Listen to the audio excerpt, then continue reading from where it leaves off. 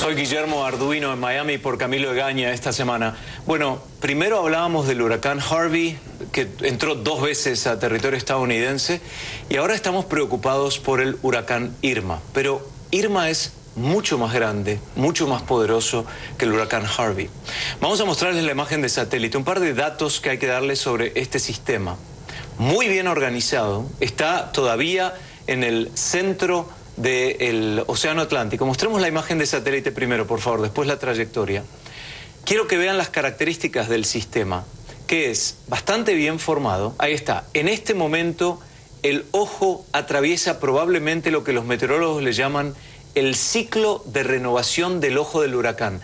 Quiere decir que cuando lo ven como que pierde un poco de definición, no se crean que está perdiendo fuerza, porque el ojo se va renovando, se va reciclando periódicamente, y este podría ser el periodo. En cuanto al tamaño, bastante compacto, pero lo suficientemente amplio como para tapar toda la isla de La Española, si lo comparáramos en cuanto al tamaño. Tiene viento de 240 kilómetros por hora, máximos sostenidos, categoría 4. Vamos ahora al pronóstico, es decir, la trayectoria que se estima que Irma va a tener. Y ahí lo vemos, categoría 4, que este miércoles estaría por la zona norte del Arco de las Antillas Menores, también llegando a la costa de Puerto Rico, la costa oriental, pero no haciendo contacto directo. Y luego el jueves lo tendríamos hacia el norte de la República Dominicana y después ya hacia el fin de semana, el principio del fin de semana, hacia el norte de la isla de Cuba. Cuando digo lo tendríamos, quiero ser claro en cuanto a que no es confirmado que va a ser así, porque los pronósticos se van actualizando. Hay otros sistemas que van interactuando con este. Por ejemplo, en las últimas horas, la alta presión de las Azores lo empujó un poco más hacia el sur, pero continuará en su dirección oeste-noroeste, lo que lo levantará un poquitito. Lo último que quiero mostrarles del detalle de esta peligrosísima tormenta, que es un huracán categoría 4, es la preocupación de Florida. Ya hay estado de emergencia declarado en la Florida porque los modelos, tanto el europeo como el estadounidense, dicen que el pronóstico extendido a largo plazo lo traería con un contacto directo con la ciudad de Miami, o al menos el sur de la Florida. Quiero poner el último gráfico en cámara, que es el modelo numérico, modelos matemáticos que estudian toda la situación y muestran el cono de incertidumbre. Ahí está. Ese es, los dos modelos están en acuerdo hasta que llega a Florida. Ahí lo paramos y ahora se bifurcan. Algunos dicen que después el europeo está indicando que va a seguir paralelo a costa y el americano indica que hace contacto con las Carolinas. Bueno, solamente nos arriesgamos a hablar toda esta información para que la audiencia tenga en cuenta por planes de viaje. Puede haber evacuaciones obligatorias en el sur de la Florida, porque estamos hablando que existe la posibilidad que sea un huracán categoría 5. Y este es el mes de mayor actividad en la temporada ciclónica del Atlántico. El día 10 de septiembre es el día pico de la temporada de la cuenca del Atlántico. Todo indica que el Centro Nacional de Huracanes estaba en lo cierto hace unos días cuando determinó que actualizaba su pronóstico y elevaba la posibilidad de ciclones tropicales de mayor fuerza. Bueno, vamos a evaluar estos temas. También si hay una correlación o no con el cambio climático y también con la astronomía. Son varios puntos que vamos a hablar en esta segunda media hora de Camilo con Marcos Peñalosa Murillo, científico venezolano y docente retirado de la Facultad de Ciencias y el Departamento de Física de la Universidad de los Andes. Bienvenido, gracias. Y con Henry Briceño, experto en cambio climático, geólogo e investigador de la Florida International University.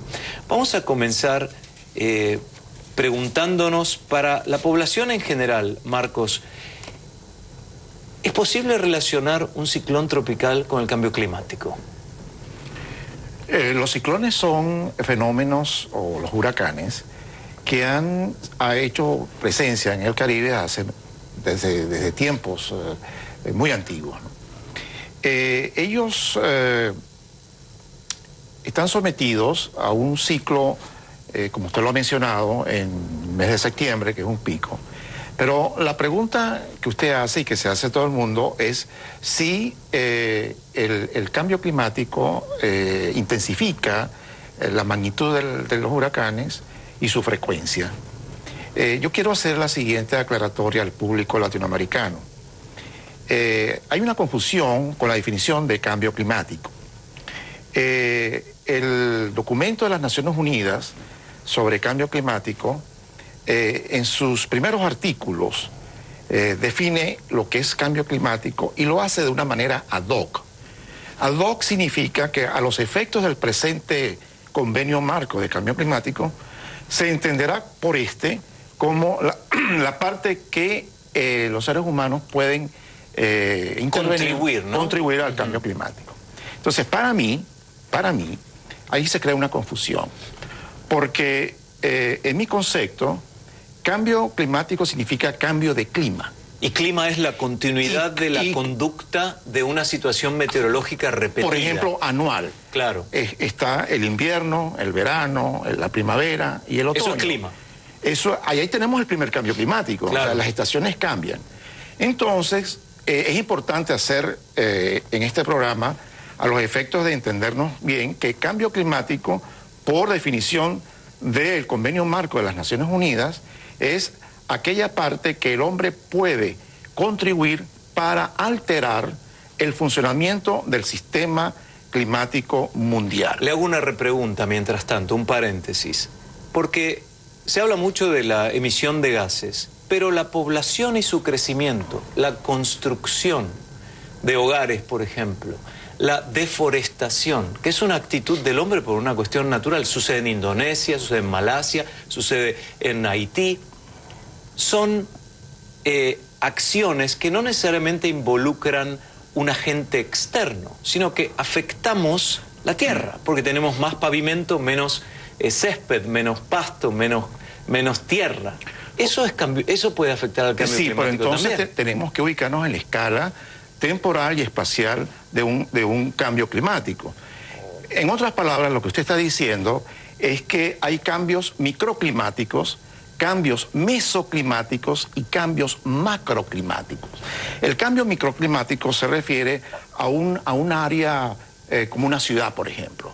Las ciudades pueden cambiar de clima. De hecho, en meteorología hay una definición según la cual una ciudad se puede convertir en una isla de calor, en donde ella se enfría, no se enfría tanto en la noche, por lo que usted dice. Lo sentimos, de hecho, en la ciudad de la noche es menos frío que en los suburbios. Correcto, pero entonces ahí se está hablando de cambio microclimático, claro, que no necesariamente se asocia a un recalentamiento global. Hay ciudades, por ejemplo, Caracas se ha recalentado. La ciudad de Mérida, en los Andes venezolanos, se ha recalentado. Ya no es la ciudad fría de aquellos tiempos, pero eso obedece a lo que usted dice: deforestación local, cambio de las propiedades ópticas de la superficie, los materiales de construcción contribuyen al calentamiento local, etcétera, etcétera. De ahí nos movemos al escenario mesoclimático. Por ejemplo, los huracanes son fenómenos mesoclimáticos, porque abarcan miles de kilómetros. Pero el fenómeno del Niño es un fenómeno macroclimático que puede afectar a todo el globo. Entonces, uno puede hablar de recalentamiento local, recalentamiento regional y recalentamiento global. Entonces, cuando vamos cambiando hacia la globalidad, perdón, ahí es donde está el debate, donde hay la mayor incertidumbre. Y entonces dicen, no, yo no estoy de acuerdo con el cambio climático y el recalentamiento global. Vamos a preguntárselo a Henry Briceño, desde su perspectiva, antes de ir a la pausa.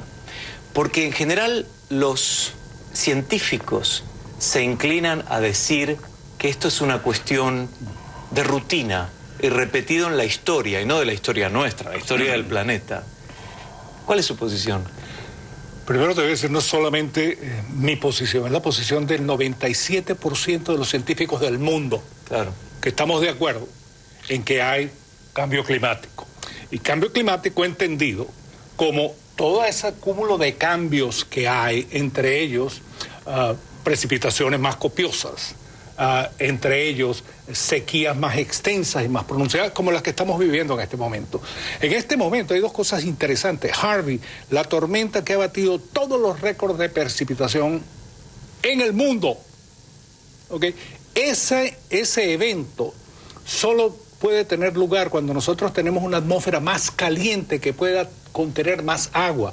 aparte de que la tormenta se demoró más tiempo sobre Claro, el mismo porque lugar, se regeneró, etcétera. salió, entró. En este momento tenemos el incendio más grande que se ha combatido Claro. jamás en California. California, exacto. Las sequías que hemos tenido hace poco, las lluvias que tenemos en este momento en Sudamérica, en la India, en Bangladesh, En México. o sea, por todas partes, o sea, es innegable. Y cuando yo soy geólogo, y cuando veo la historia, yo veo la historia en un contexto un poco distinto, lo de para mí Claro. hay millones de años, etcétera, cientos de miles de años. Hay registros que tenemos de los glaciares que se han perforado, por ejemplo, en Siberia, y ese hielo sabemos la concentración de dióxido de carbono que había en la atmósfera en esos momentos. Y hemos ¿Que visto... es mayor o menor que hoy? Es menor. O sea, el máximo que ha habido históricamente en los últimos 400.000 años está por debajo de lo que estamos Y el viviendo. dióxido de carbono es carbono oxígeno 2, que es generado por la contaminación ambiental, por los gases, Exactamente. por la emisión de gases. Si nosotros estamos en este momento en un ciclo natural de calentamiento global, porque eso es, vamos de una glaciación a un interglaciar y luego de nuevo otra glaciación, y así vamos. En este momento estamos llegando al pico para ir luego a una glaciación, pero estamos llegando al pico del calentamiento.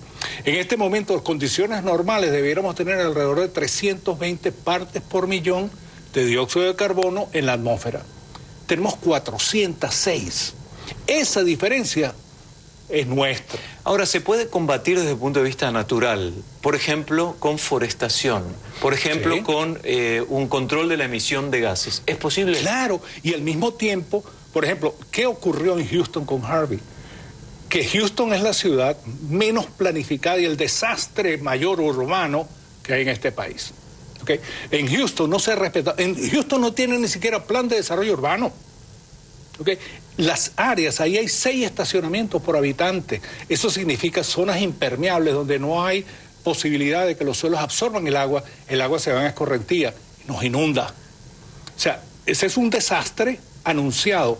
1990 y creo que fue 97, 98.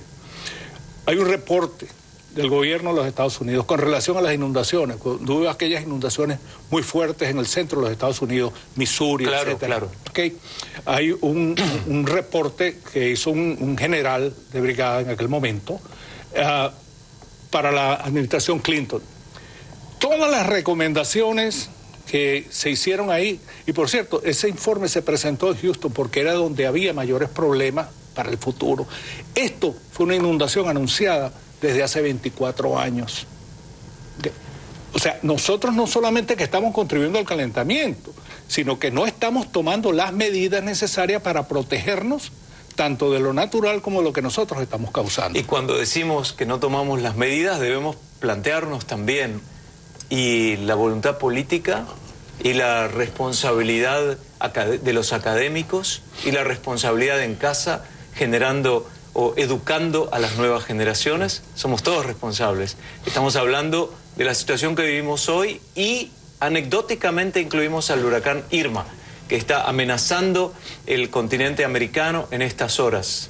Soy Guillermo Arduino. Pausa en esta edición de Camilo y enseguida seguimos con este panel de expertos hablando sobre el tema.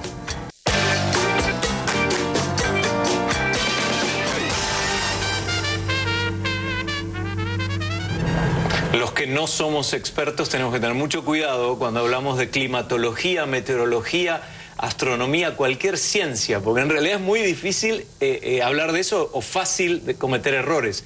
Henry Briceño es experto en cambio climático, geólogo, está con nosotros y también nos acompaña Marcos Peñalosa Murillo, que es científico venezolano y docente de la Facultad de Ciencias y del Departamento de Física de la Universidad de Los Ángeles. De los Andes. De los Andes, perdón. Marcos, usted decía, estábamos hablando del tema del eclipse, ¿no? Yo estaba en Argentina cuando sucedió en el hemisferio norte y veía todo el mundo salía con las gafas, el presidente no al principio, y se hizo toda una historia de que él no era responsable, etcétera, etcétera. ¿Qué relación hay entre la meteorología tropical y la astronomía? Bueno, cuando el eclipse ocurre, entendido el eclipse como la totalidad, es decir, cuando la luna tapa totalmente al sol, hay un corte de luz repentino que no dura mucho, ¿no? Son minutos. Entonces, en la zona donde va cayendo la sombra, hay alteración de las variables meteorológicas, ¿no? Vale decir la temperatura, la presión atmosférica, la humedad relativa, la radiación solar, obviamente, porque la luna se atraviesa, la velocidad del viento. El peso, ¿no? El peso específico de los objetos y la gente. Con el asunto del peso, ya estamos hablando de un mecanismo gravitacional. Ok. Y entonces en el mecanismo gravitacional se considera la alineación, ¿sí?, de la... Bueno, ahí estamos viendo una imagen del eclipse, ¿no? Bueno, entonces el aspecto gravitacional ya corresponde a un aspecto mecánico celeste, ¿no? Donde los cuerpos se atraen, ¿sí?, como dice la mecánica de Newton. Pero yo no quiero derivar hacia allá, sino quiero concentrarme en su pregunta. Y su pregunta es, ¿qué tiene que ver los eclipses con los efectos meteorológicos?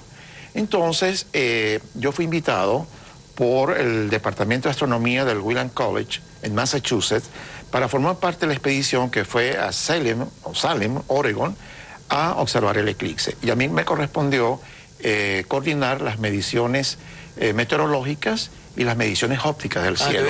Las mediciones ópticas del cielo se refieren a hacer mediciones fotométricas del brillo del cielo para saber cuán oscuro se puso el cielo. Este es mi quinto eclipse total. Y entonces a simple vista me di cuenta de que no fue tan oscuro, aunque hay que recurrir a las mediciones. Y entonces, ¿por qué no fue tan oscuro? Porque en Oregon había incendios forestales. Y los incendios forestales generan aerosoles y partículas en suspensión. Ellas están en suspensión en el aire y entonces dispersan más la luz que otras partículas. Claro. Entonces, entra luz de la penumbra, es decir, la parte que está bajo la penumbra, que todavía está iluminado por el sol, pero parcialmente lo difunde. En inglés se llama scattering. Entonces eso le resta... Scatter es como que manda para... Dispersa. Claro. Entonces eso le resta oscuridad al cielo y entonces tú no ves un cielo tan oscuro. Qué lástima. Henry, usted decía Houston, la ciudad clave. Y nosotros estamos en Miami, que es una ciudad baja, y está todo el dicho, como las ciudades costeras, que con el calentamiento global las costas se van a inundar. Hay dos cosas. Una es la inundación que está ocurriendo paulatinamente con el aumento del nivel del mar. El nivel del mar está aumentando, y está aumentando así, los últimos 100 años sobre todo se ha acelerado. Se ha acelerado como consecuencia, coincide con todo el desarrollo industrial, cuando comienza la revolución industrial. Claro. Y el consumo de combustibles fósiles y la carga de CO2 a la atmósfera. Pero últimamente se ha ido acelerando más todavía en los últimos 10 años. Y vemos así como áreas como el Golfo, la zona de Galveston, esa zona, se ha estado hundiendo a una tasa acelerada que va entre 7 y 9 milímetros al año. O sea, es decir, sube el nivel del mar. Sube el nivel del mar. Ahí hay dos cosas. Ahí está subiendo el nivel del mar, pero esa zona también se está hundiendo, geológicamente se está hundiendo. Por eso hay subsidencia. Por eso es que es mucho mayor. Pero también la tenemos en la costa occidental, en la costa este de los Estados Unidos, en toda la zona de las Carolinas, se está hundiendo a unas tasas mayores que otras partes, porque no es uniforme en todo el mundo. Una de las cosas que nos afecta a nosotros aquí en Florida, en el sur de la Florida, es que en gran parte el nivel del mar que nosotros tenemos es en parte debido a la corriente del Golfo. Esa corriente, por un efecto que se llama efecto Coriolis, hace que el agua se mueva un poco, el nivel baje un poco a lo largo de la costa de Florida y se haga un poco más elevada hacia el Atlántico.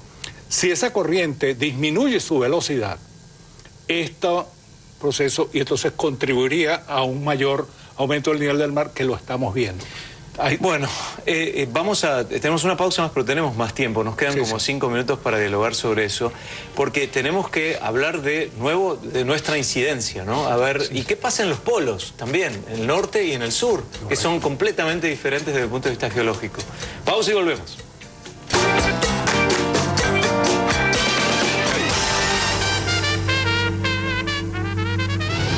Es increíble cómo pasó de rápido el tiempo, me quedé con un montón de preguntas, pero les voy a pedir a los dos expertos, Henry y Briceño primero, una reflexión en los últimos 30 segundos.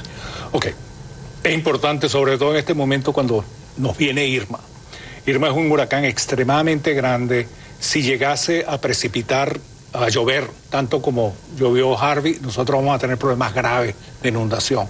Creo que la ciudadanía debe estar preparada ya de una vez, porque no sabemos lo que va a ocurrir, y Miami es uno de los sitios donde más impacto puede causar un huracán, sobre todo de la magnitud de lo que viene. Y lo destructivo que son. Sí. Marcos Peñalosa Murillo, sus 30 segundos, conclusión. Bueno, yo quería simplemente resaltar el asunto de el cambio climático y su relación con los huracanes, ¿no? Un huracán es una máquina gigantesca de transformar calor en movimiento. Y si nosotros aproximamos esto por la vía de un ciclo famoso que se llama el ciclo de Carnot, allí podemos definir la eficiencia de la transformación de energía en movimiento, que son los vientos que se generan en el huracán. Este proceso depende de la temperatura del mar, pero también depende de la temperatura de la troposfera. Entonces, si la temperatura del mar se calienta, pero la troposfera también se calienta en razón del calentamiento global, la diferencia entre las dos temperaturas, dividida entre la temperatura del foco caliente, resulta, en principio, de que el cambio climático no es realmente un factor importante en la generación de los huracanes.